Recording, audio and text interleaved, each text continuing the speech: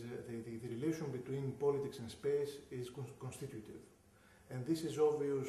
I can present many examples. For example, the way we register political events is usually associated with space.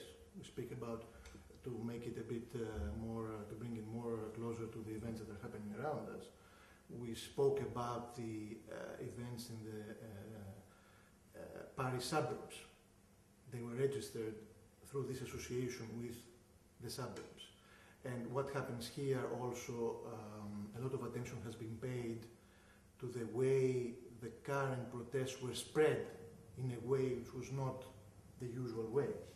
I think that Kostas will perhaps say a few things about that in particular. But more generally, this is also obvious. This constitutive relation between politics and space is obvious both in many forms of political analysis. We use schemas or schemata which come from sort of spatial representation in order to account for society and social and political life. The base superstructure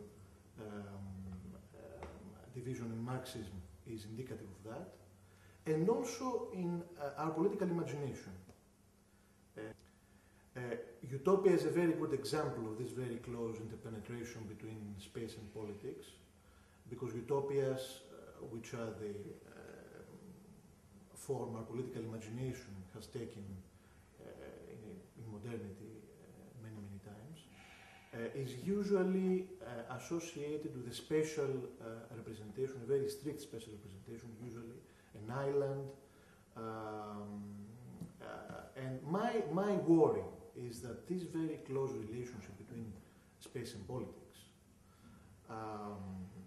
which is visible both in our analytical approaches to political events, but also in the way our political imagination is articulated, can entail a very important problem. That is to say, the repression of the moment of the political. In order to deal with this problem,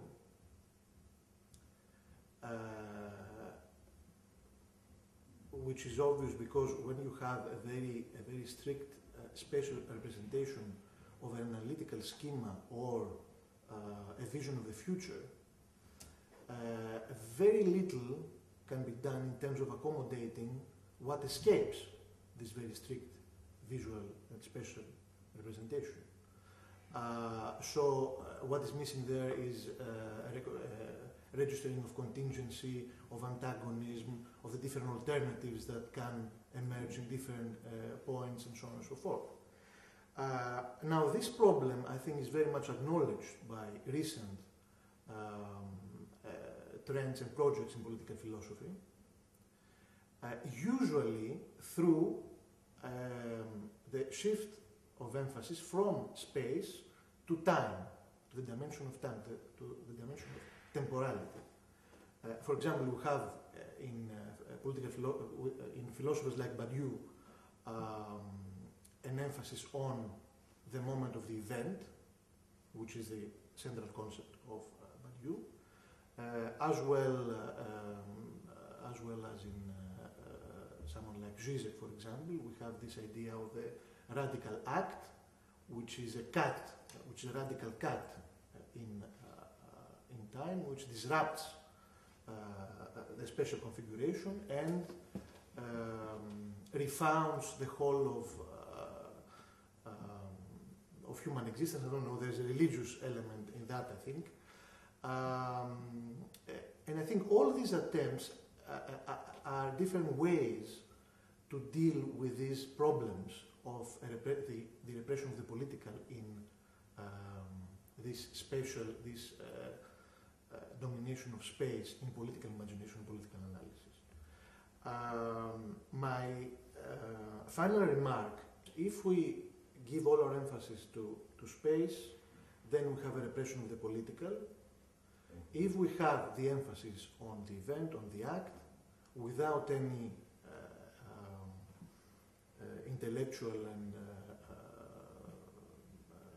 analytical work being done with reference to what comes after this event, what sort of rearticulation of the spatial arrangements will take place after and through this particular act. Then we have a fetishization of time, which limits very much the actual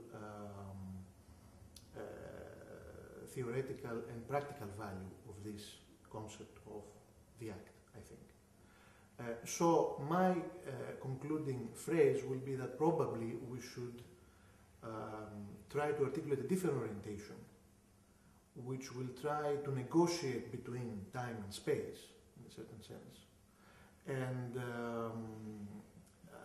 that exactly because we are becoming sensitive to both these dimensions should probably entail